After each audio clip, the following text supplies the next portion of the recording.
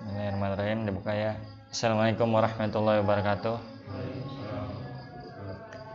Alhamdulillah hamdan katsiran thayyiban mubarakan fi wa ma yuhibbu rabbuna wa yarda.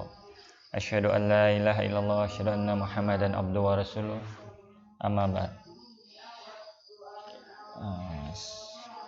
Di hari subuh yang mulia ini kita sekarang bahas pelajaran lanjutan jadwal pelajaran kita ya, yaitu kelas Iqra dengan menggunakan buku metode Asy-Syafi'i. Sebenarnya pokoknya ini ya, buku ini, tapi di sini saya mau selingi sedikit dengan tata cara menulis, yaitu pakai kitab ini ya. Ini buku Imla wa Tahajji. Ini karangan Ustadz Amiruddin LC MSc, yang kebetulan guru saya sendiri dan kebetulan juga beliau yang mengajarkan kami di kelas ya. Jadi kalau dibilang sanad keilmuannya ya sampai langsung kepada penulisnya ya, penulisnya Ustadz Amiruddin. Beliau juga ngadain kajian sebenarnya di hari Sabtu subuh ini juga, kita Fathul Majid, cuma saya belum sempat ke sana juga. Kita belajar sedikit tentang tata cara menulis kaidah-kaidah huruf Arab yang benar, yang baik dan benar. Pada bawa buku tulis nggak? Buku tulis. Soalnya kan saya ngeliat di sini kalau kita Iqra-nya ini udah lumayan banyak yang bisa gitu ya. Cuma kan kalau yang belajar menulis banyak yang belum bisa gitu. Belum tahu kaidah-kaidahnya. Biar nggak bosan, kita awali dengan Iqra-nya aja dulu ya. Ntar diselingi kaidah penulisan sedikit. Pelajaran kelima, mengenal tanwin, yaitu fathatain, kasratain, dan domatain. Huruf-hurufnya masih sama, huruf-huruf hijaiyah biasa, belum disambung. Nah, sini untuk mempercepat pelajaran kita, langsung aja ya praktek ya. Nanti kalau ada kesalahan sedikit, insya Allah saya koreksi sedikit. Baca satu baris saja, bergantian. Apanya?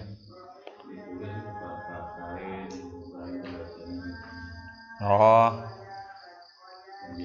ya. Ya di sini kan ada. Ya di sini fathatain. Pertama dari fathatain yaitu bunyi vokal huruf an gitu, an. Kalau ketemu alif jadi an kan gitu. Ketemu ba jadi ban.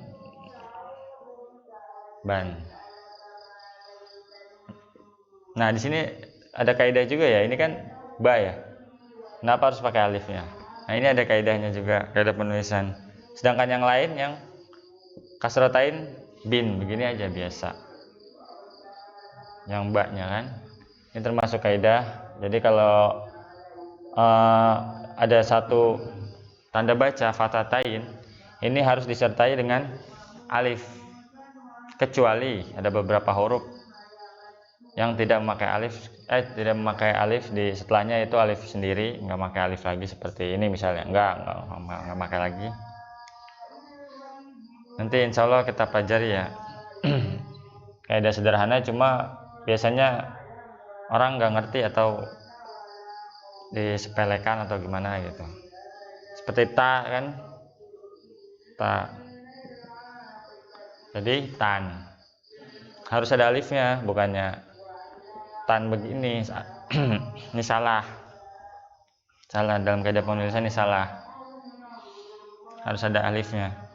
Kalau nggak ada alifnya, berarti pakainya yang nggak pakai alif ya kasratain atau domatain, itu nggak pakai alif.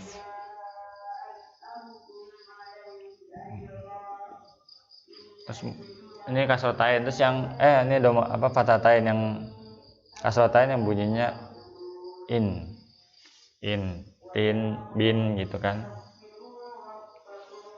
Domatain di atas letaknya, ya yang letaknya di bawah, cuma kasratain yang di atas fathatain sama domatain di atas huruf. Contohnya ya ini yang udah ada aja, contohnya tun, bunyi un. Mungkin dari sini ada yang ditanyakan? Buat semua huruf ya, fathah. Ya, buat semua huruf. Semua huruf bisa. Harokatnya juga. Apanya? Harokatnya juga. Yang pakai alif itu. Harokat. Ini satu ini dong. Asal-tain. Oh, bacanya. Oh ya, maaf. Bacanya tetap satu harokat. Ini kan kaidah penulisan. Kaidah penulisan aja. Ya. Bacanya tetap satu harokat. Kayak la tuh. La bentuknya berubah kan jadinya karena ada alifnya. Jadi begitu lan. Kalau nggak ada, kalau kasrotain biasa lin.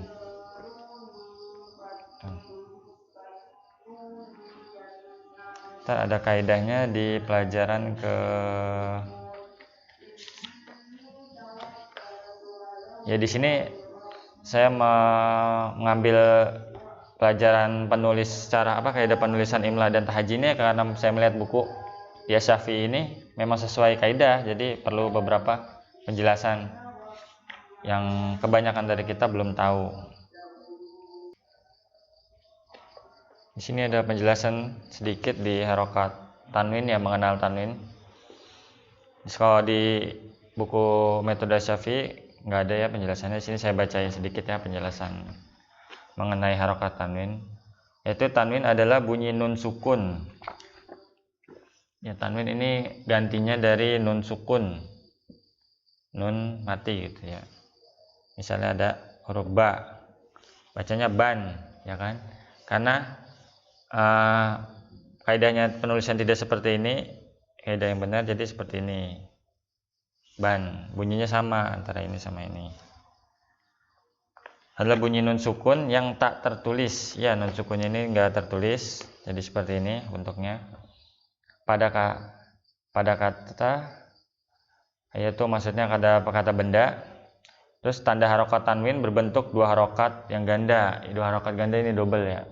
Kan kalau fathatain begini biasa ini ini fathah biasa, ini fathatain double.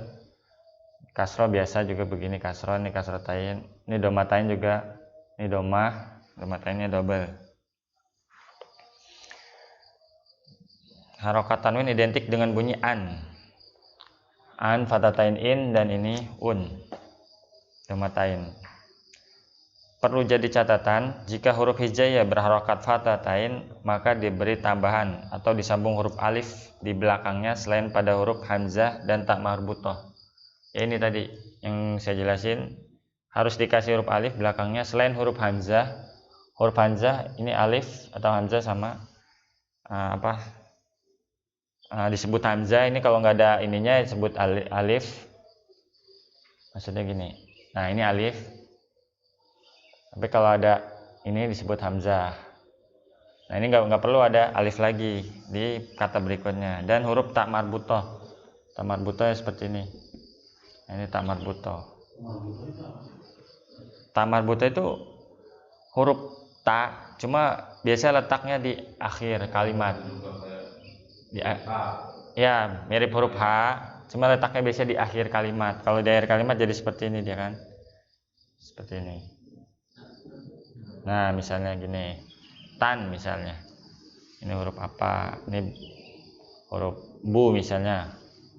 Butan misalnya. Ya udah, ini nggak ada alif lagi. Karena yang nggak perlu atau tidak ditulis huruf alif ya, hamzah dan ta marbutoh. Yang lain ditulis ta, semua ditulis. Kaf semua ditulis ada kalau masuknya ke fathatain jadi ditulis huruf alif di berikutnya gitu ya. So juga tulis di sini. Jadi son. Nggak artinya panjang, nggak panjang, ini tetap satu harokat, cuma dibacanya son.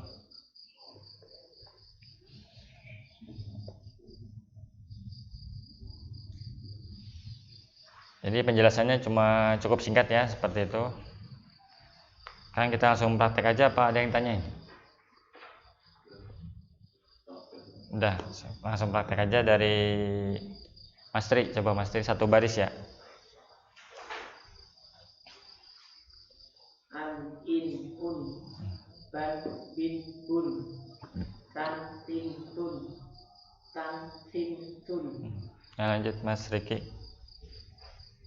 Jan, jin, jun, ha, hin, han, hin, hun, hon, hin, hun, dan, din, dun, zan, zin, d. Udah, batumnya. Zal, di, du, dan, Zan. dan, din, dun, dan, din, dun, Ya. ro, ron, rin, run,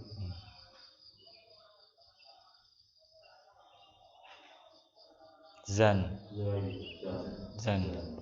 zal, zal, zan, zin, zun, shan, sin, sun, Lanjut. shan, sin, sun, son, sin, sun, don, din, dun, ton, tin, tun, Lanjut. Zon, zin, zun, an, in, un, ruan, win, wun, pan, pin, pun. Dua baris lagi, Mas Tri. Hon, hin, hun, kan, kin, kun, lan, lin, lun, man, min, mun. Lanjut Mas Riki. nan, nin, nun, wan, win, wun, han, hin, hun, yan, yin, yun. Nah, udah terlihat ya semua ada di huruf fathatain ini udah jelas terlihat di sini semua ada yang ada alifnya semua. Kalau ba, ta ini bisa disambung, yang nggak bisa disambung kayak ro itu kan, ro di situ ya. Tetap dikasih huruf alif walaupun terpisah. Tetap wajib itu ada huruf alifnya. Za juga dan lain-lain banyak sini hurufnya yang nggak bisa disambung.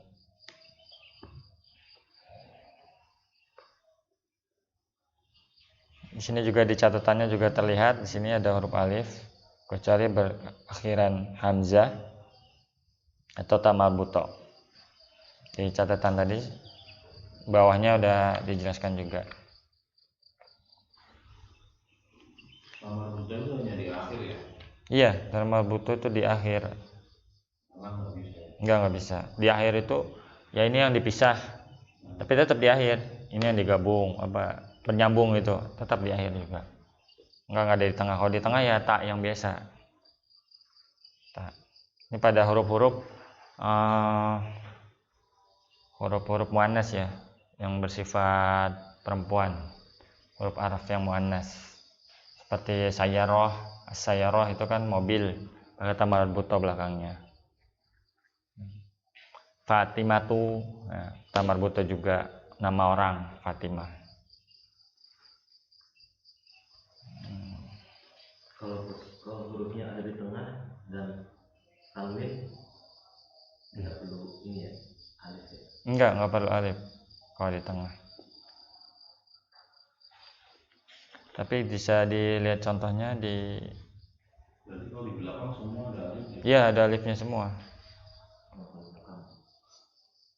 Tapi biasanya huruf tanwin itu memang letaknya di belakang. Ya, di belakang huruf di belakang kata gitu.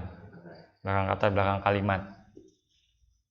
Jadi dalam bahasa Arab itu kalimat itu. Jadi kalau yang ikut bahasa Arab besok ya atau pekan sebelumnya ya, kalau Mas Nanang kan yang ngisi, Mas Nanang bilang kalimat.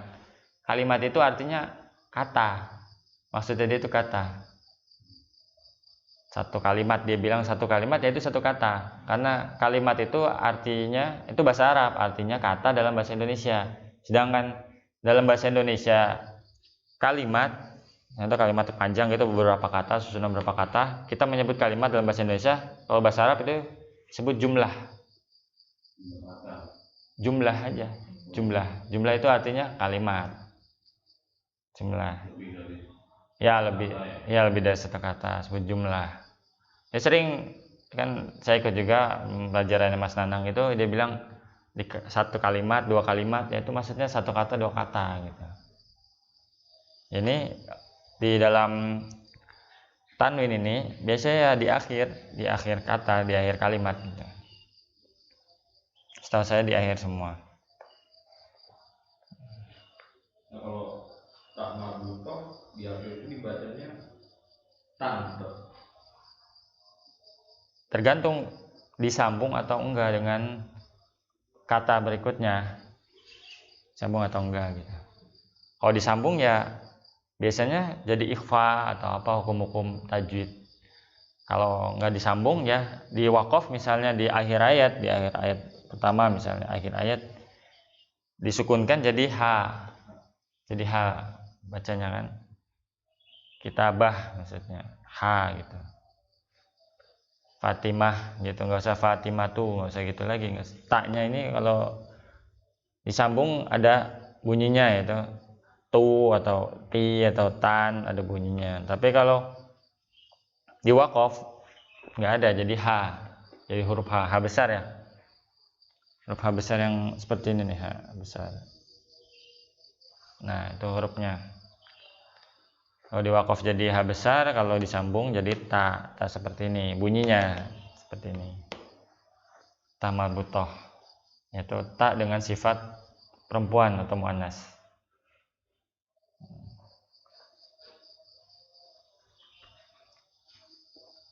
Ada lagi yang ditanyain? Pak Tumya mungkin mau nanya?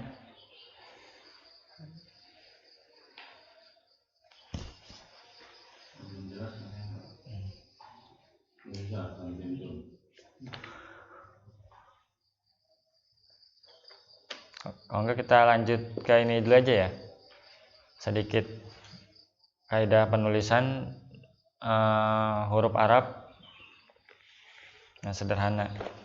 Nanti kalau ada waktu kita masuk ke latihan lagi.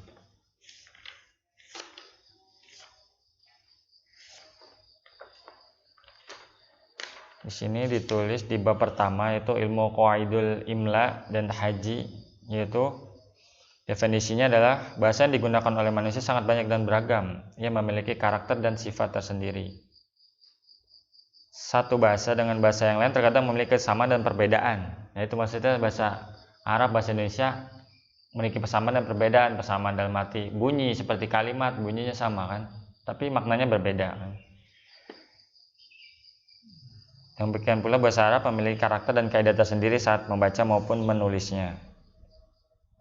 Para ahli bahasa Arab telah membuat kaidah dan cara membaca dan menulis huruf Arab sehingga memudahkan bagi pelajar dan orang-orang yang ingin belajar dan menulis Arab untuk memahaminya, yang disebut dengan ilmu qawaidul imla dan tahajji. Qawaidul imla adalah kaidah-kaidah dasar dalam menulis huruf Arab dan merangkainya agar penulisan tertuang secara benar dalam kalimat sesuai dengan kata atau huruf yang diucapkan. Pada dasarnya, qawaidul imla tergolong seni menulis huruf, yaitu menulis kalimat atau kata yang diperdengarkan lalu dituangkan dalam bentuk tulisan sesuai kaidah-kaidahnya dengan tujuan yang membaca tulisan tersebut dan bisa memahaminya. Maksudnya imla ini kalau bahasa Indonesia tuh lebih tepatnya ke dikte gitu ya. Seperti kita masih kecil diajari di kelas, ini Budi gitu. Jadi kita nulis ini Budi. Jadi ngetes pendengaran kita dan pengetahuan kita dengan pengetahuan kita tentang sifat-sifat huruf dan makharijul huruf. Itu sudah tepat belum? Misalnya huruf kho kan, kho atau ha yang mirip-mirip kayak apa ya? Kayak so, si misalnya si kan, si. Nah ini kan gini mirip sama sin misalnya. Nah ini mirip. Nah ini ngetes pendengaran kita, benar nggak? Gurunya baca si atau si kan beda. Nah itu imla sebenarnya di situ.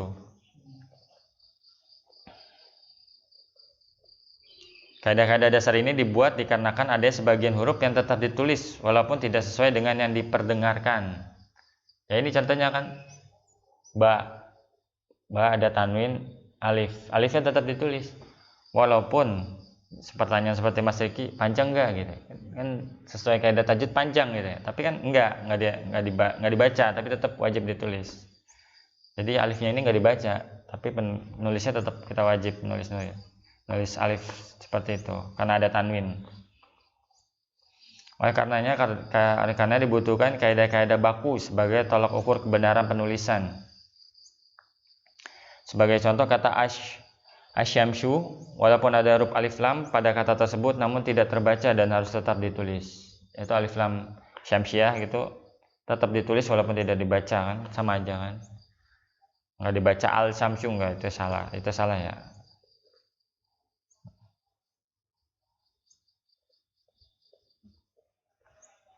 Nah, itu sebagian definisinya. Sekarang masuk ke tata cara penulisan. Yang ada bukunya dicatat ya, tata cara penulisan kaidah dasarnya. Hurufnya ada di atas garis atau di bawah garis.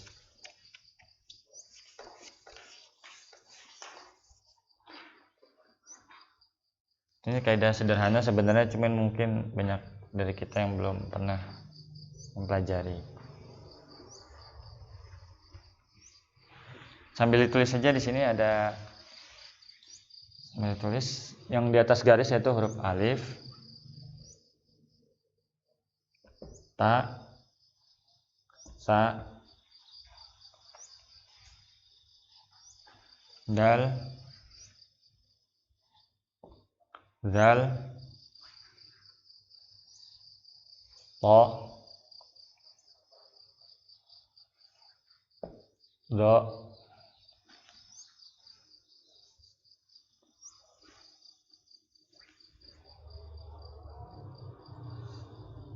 fa, kaf, ha,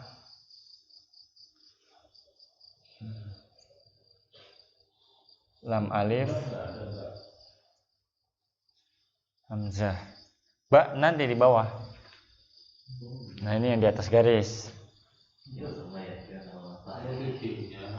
Iya. Iya benar. Ba ada titiknya. Iya, titiknya doang. Ini selanjutnya ba di sini.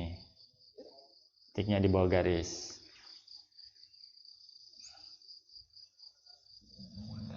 Jim titiknya di atas garis.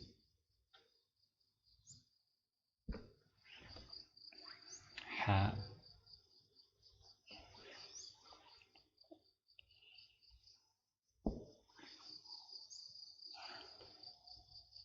ro, zai, sin,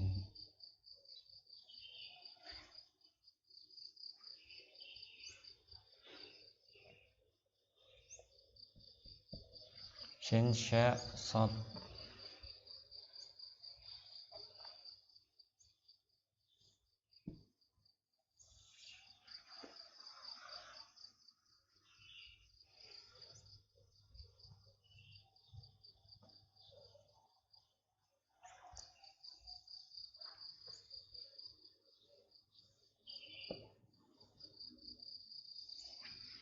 Nggak muat. En, goin, kof.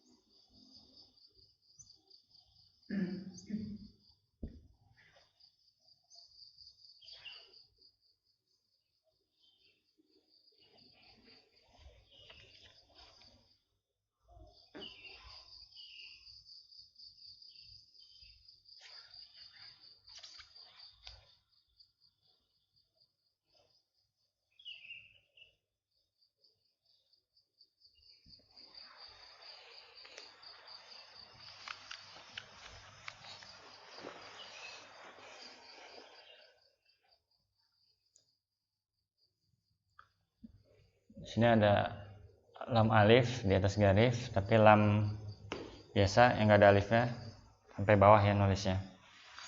Kalau kita nulis di buku tulis kan ada garisnya. Nah ini sesuai ini kaidahnya, walaupun dia disambung tetap sama kaidahnya seperti ini, kaidah penulisannya.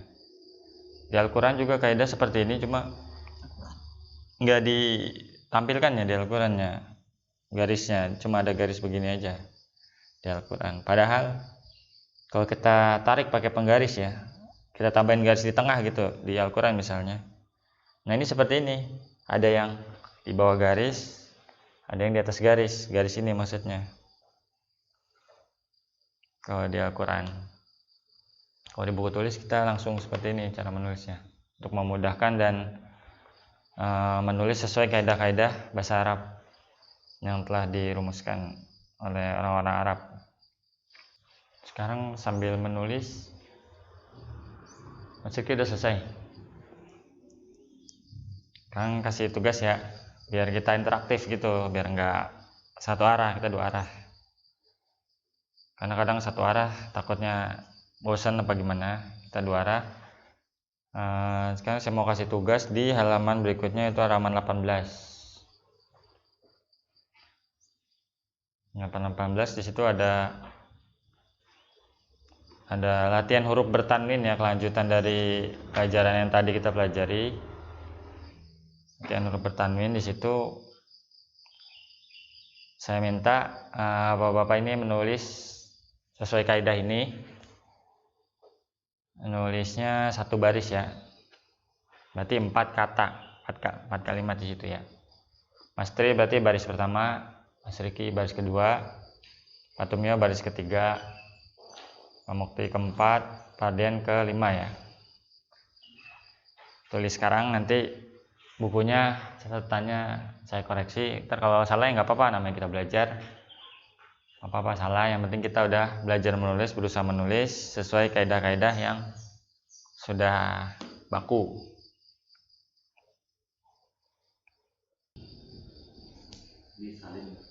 Iya, disalin di buku tulis. Tadi kan dibaca ya, kita udah baca an in un. Nah, sekarang kita salin di halaman berikutnya.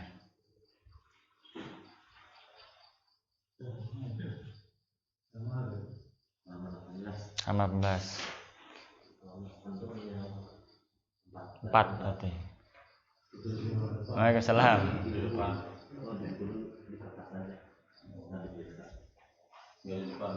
Nggak usah di situ aja, ini ada 4.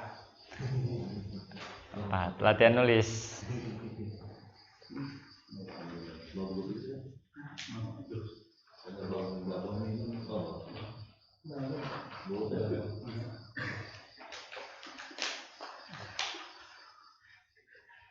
Itu ada catatan, Mas. Nah, ya itu nggak apa-apa nyatet di situ. Oh, iya.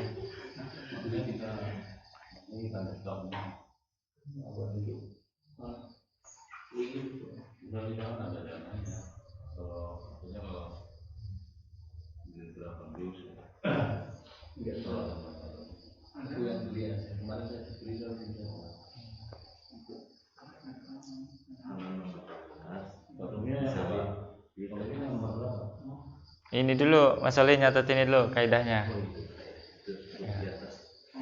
Ini kaidah penulisan. Jadi dalam huruf Arab itu, sedikit saya ulangi ya. Dalam huruf Arab, kaidah penulisan itu ada yang di atas garis dan yang di bawah garis. Apa yang menyentuh garis maksudnya? Di tengah garis ini menyentuh garis. Jadi nggak sembarangan kita nulis. Jadi miring-miring gitu tulisannya. Enggak, ini begini kaidahnya. Gitu. Dalam penulisan, metode penulisan bahasa Arab atau Al-Quran sama. Al-Quran seperti ini metode penulisannya. Di atas garis dan di bawah garis. Ya. Di latihan 18 juga terlihat ya di sini. Walaupun garisnya atas sama bawah doang, tapi kalau kita garis di tengah, kita kasih garis, ya seperti ini, kaidahnya sama. Kita kasih penggaris nih di tengah-tengah. Latihan huruf bertanwin ini di halaman 18 sama seperti ini.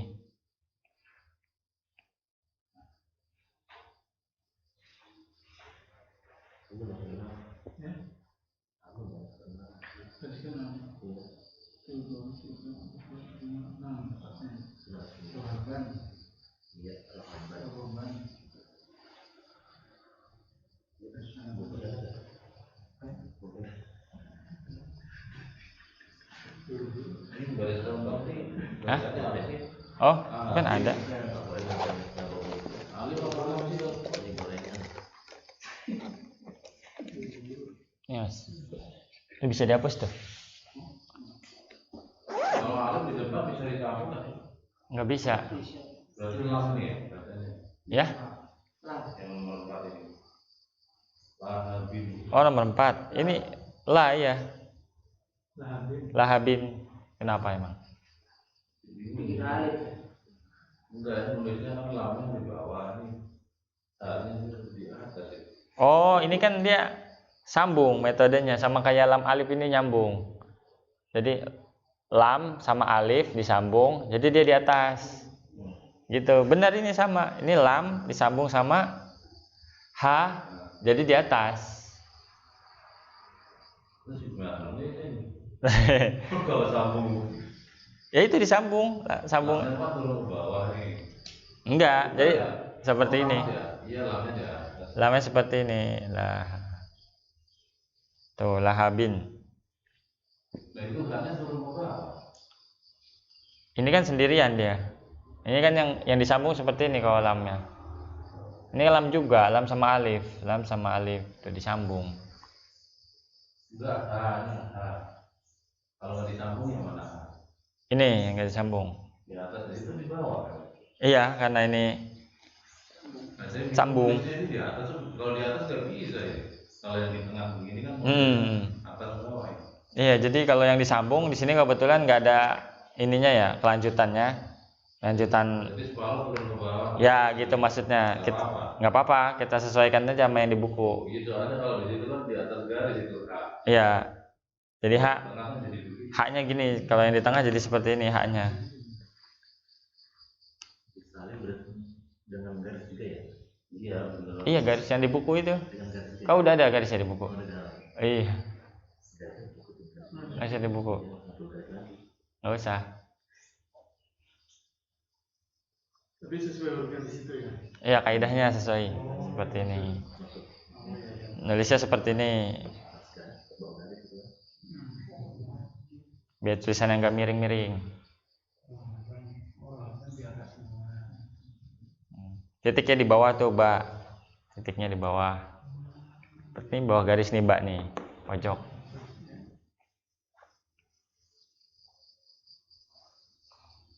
Mas Tri, udah Mas Tri. Coba nih cek.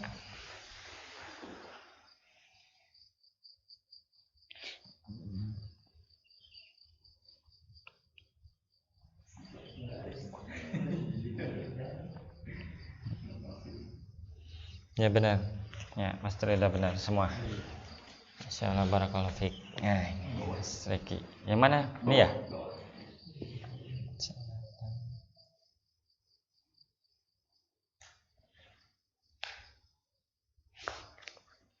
Masih bisa baca atasnya. Ini lihat ini kan udah. Sampai ini dulu nih atasnya ini.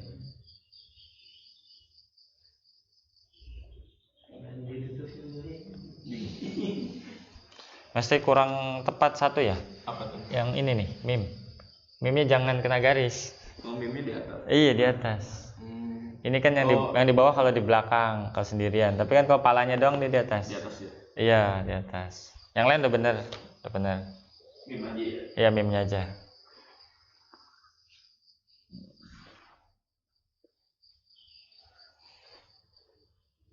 Jadi mim cuma kakinya aja gitu, kepalanya tetap di atas. Jadi walaupun di tengah, di atas dia. Di tengah palanya doang.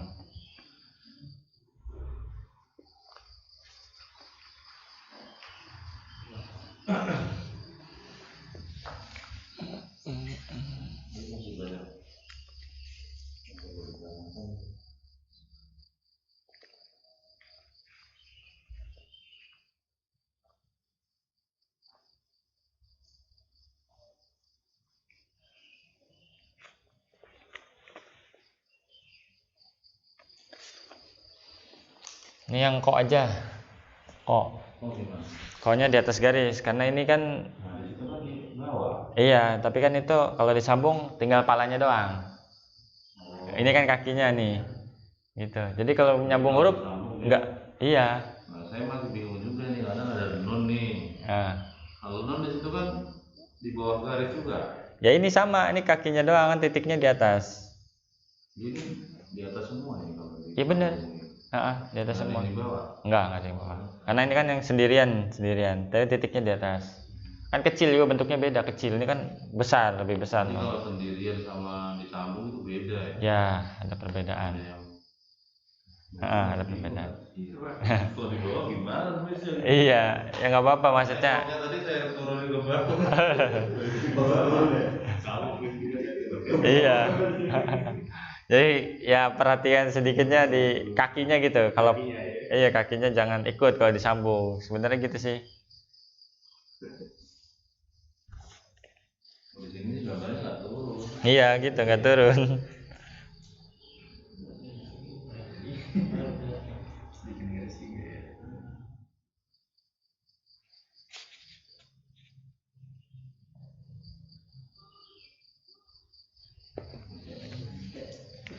Yang kata ketiga Basyarun jangan kena garis. Oh, Masyarun. Iya di atas. Kan Di atas. iya ini di atas. Kepalanya juga. Ya ininya kan nggak kepake kalau disambung. Ekornya itu nggak ngikut.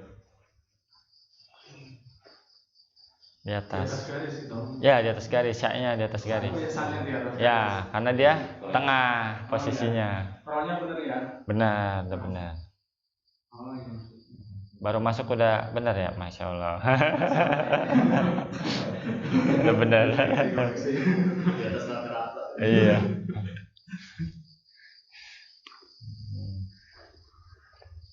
Jabali.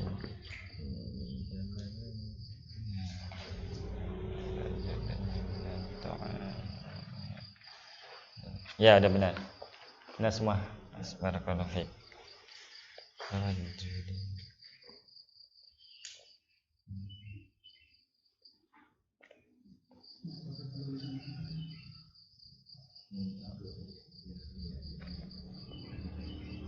Metode penulisan Hijaiyah.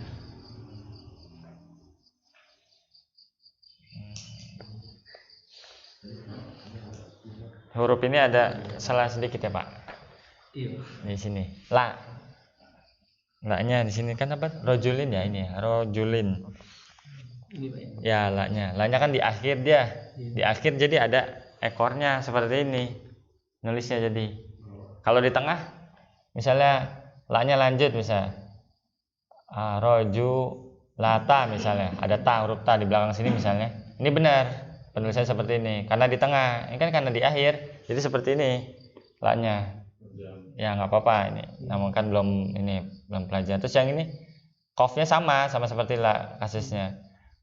Ini kalau di atas garis seperti ini jadinya huruf fa. Ya kan? Di atas garis dia. Karena posisi di akhir, fa di tengah atau di atas atau di akhir kata tetap di atas garis. Tapi kalau itu qaf seperti ini kalau di akhir kalimat. Qafnya kan sih bentuknya untuk bawah dia. Nah, ini kan di bawah lam kelihatan banget tuh. Lamnya udah benar itu. Lam di tengah benar seperti ini. Ini harusnya juga lam di tengah seperti ini benar. Jadi lam di akhir salahnya sama qaf di akhir. Yang lain udah benar. Iya. Insyaallah. Ini berarti metode penulisan hijaiyah gitu ya? Iya, huruf Arab. Oh, metode penulisan. Misal huruf Arab. Ada 3 model berarti? Dua. Ini nggak cukup aja nih. Oh, iya. Jadi yang ini di atas garis ya. Atas garis dan Yang ini di tengah garis ya. tengah garis. Kalau nggak disambung Pak. Kalau disambung beda. Ya, kalau disambung ada beberapa yang beda. Jadi ini kalau disambung buntutnya mah nggak usah ya. Nggak usah, karena disambung kan nggak ada buntutnya, rata-rata hilang semua buntutnya. So ini, Atas garis semua. ya di atas garis, so di atas garis. Jadi biasanya yang buntutnya nyentuh garis ya di akhir kalimat, yang terpisah dia, satu huruf tersendiri. Nah, ini seperti ini. Maya sama Pak Tommy. Ini titiknya aja di bawah kan. Titiknya di bawah garis.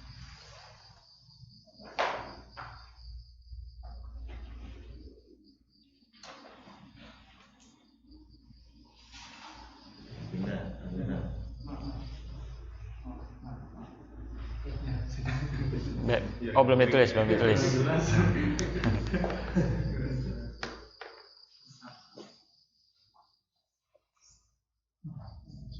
Meja pin-pinnya kali ya.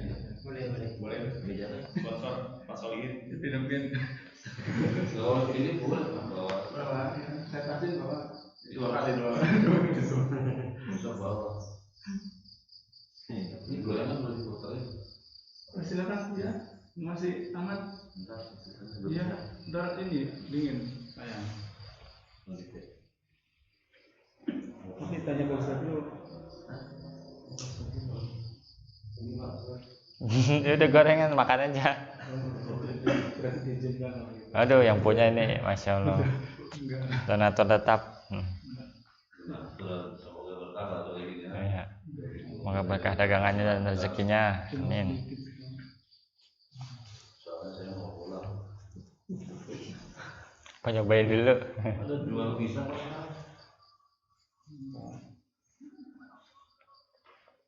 Mungkin ada yang ditanyakan Mas Riki atau Mas Tri.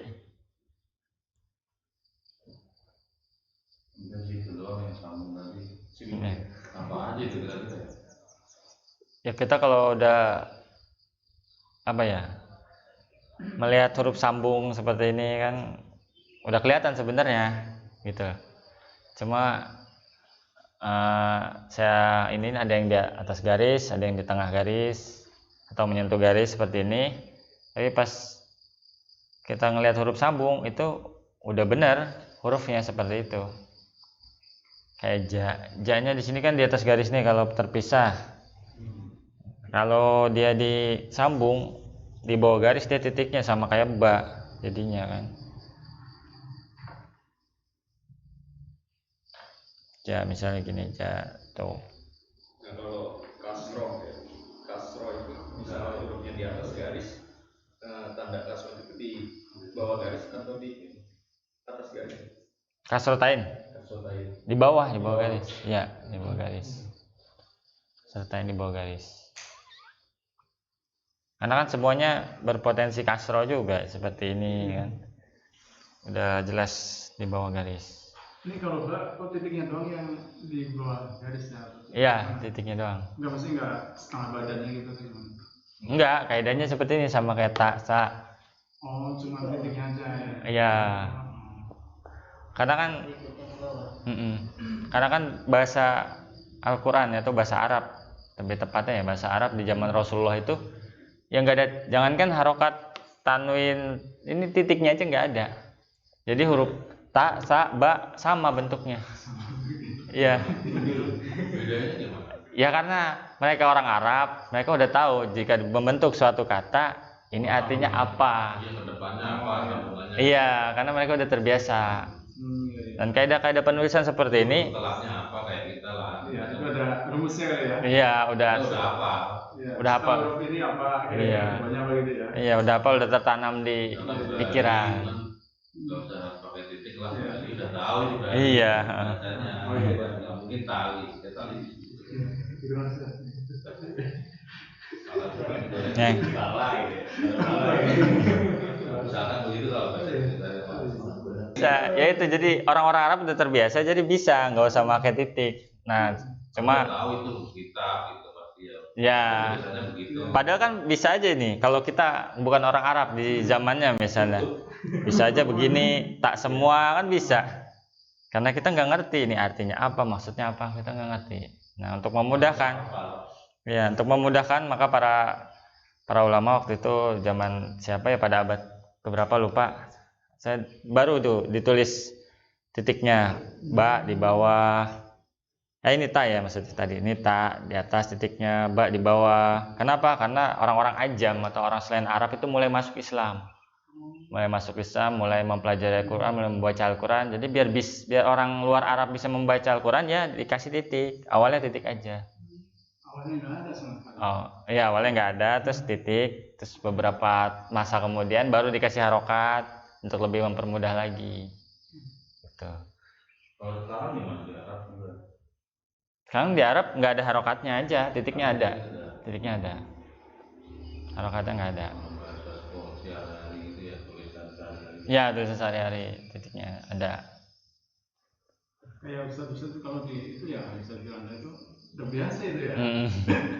Lagi nerangin itu. 8 tahun sekali itu. Bahasan apa kita nggak ada itu apa kan? Tapi mereka udah biasa gitu. Iya jadi. Kalau belajar bahasa Arab nggak tinggal di sana itu susah. Harus tinggal di sana. Jadi kapan gitu? Lagi kita pindah itu kan. Tapi kalau Arab yang sekarang ya, maksudnya sebagian besar masyarakat Arab itu sekarang itu bahasanya itu udah tercampur dengan bahasa Ammi, istilahnya itu bahasa Ammi. Bahasa Ammi itu bahasa sehari-hari, ibaratnya bahasa ya bahasa gaul atau bahasa apa ya? Ya bukan bahasa bakunya lah, bukan bahasa murni, bukan murni, jadi udah campuran dari berbagai negara. Ya karena kan banyak dari Indonesia banyak, Pakistan, India dan lain-lain hidup di sana, jadi bahasanya campur-campur. Iya. Jadi banyak kosakata Arab asli yang hilang gitu. Asli. Yang asli seperti di Al-Qur'an misalnya ada sekian puluh ribu kata di Al-Qur'an. Nah, itu kalau kita ngomong sehari-hari di bahasa Arab itu berkurang dan jumlahnya lebih sedikit di kehidupan di sana gitu. Jadi kita pesantren-pesantren dan lembaga pendidikan bahasa Arab di Indonesia mempelajari seperti ini bahasa Arab yang masih asli, yaitu kitab-kitab ulama. Sama pendidikan di Arab juga belajar seperti ini sama. Pendidikan resmi gitu. Cuma bahasa sehari-hari kadang udah tercampur. Jadi walaupun kita bisa, misalnya para TKI yang bahasa Arab itu lancar bahasa Arab, tapi jika ketemu sama orang pesantren misalnya yang udah lancar bahasa Arab ya nggak nyambung gitu. Iya, nggak nyambung. Karena yang orang pesantren ini mungkin belum pernah ke Arab, jadi belum tahu bahasa sehari-hari di sana gitu, jadi nggak nyambung. Tapi kalau orang Arab sendiri yang udah belajar bahasa Arab dan kehidupannya ya nyambung-nyambung aja, dia bisa dua bahasa itu seperti itu.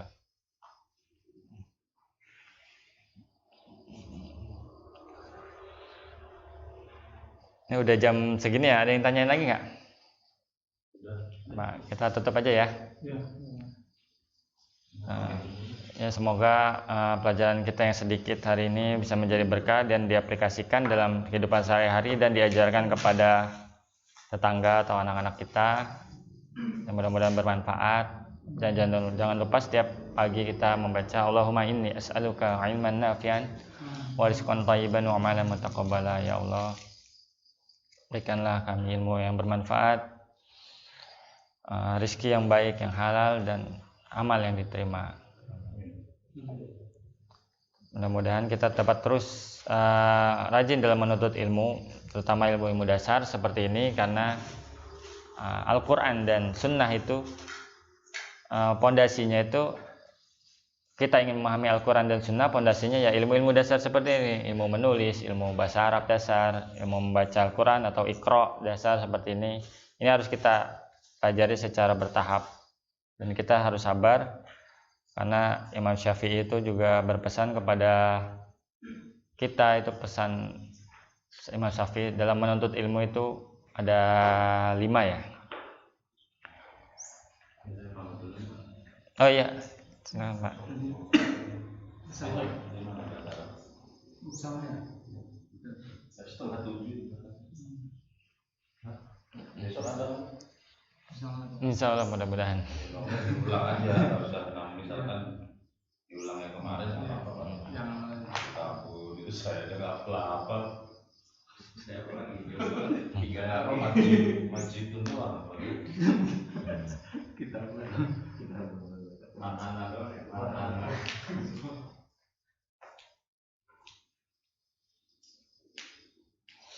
Syafi'i berpesan yaitu dalam mempelajari ilmu itu kita membutuhkan kesungguhan, keuletan, kecerdasan, waktu yang panjang, bekal gitu, dan kesabaran gitu ya. Jadi semua itu harus ada harus kita tekuni walaupun sulit, tapi alhamdulillah kita sudah berusaha, dan insya Allah kita harus banyak-banyak berdoa kepada Allah agar bisa dimudahkan dalam mempelajari setiap ilmu-ilmu agama ini sebagai hujah kita nanti di hadapan Allah bahwa ya Allah, walaupun saya belum bisa membaca Al-Quran misalnya, saya belum lancar membaca Al-Quran, tapi saya terus berusaha untuk membaca kalamu ya Allah, karena ini kewajiban kita. Itu menuntut ilmu adalah kewajiban bagi setiap muslim. Saya tutup aja pengajian hari ini, kajian singkat pagi ini, dengan baca doa kafaratul majlis. Subhanakallahumma wa bihamdika asyhadu an la ilaha illa anta astaghfiruka wa atubu ilaik. Assalamualaikum warahmatullahi wabarakatuh. Waalaikumsalam warahmatullahi wabarakatuh.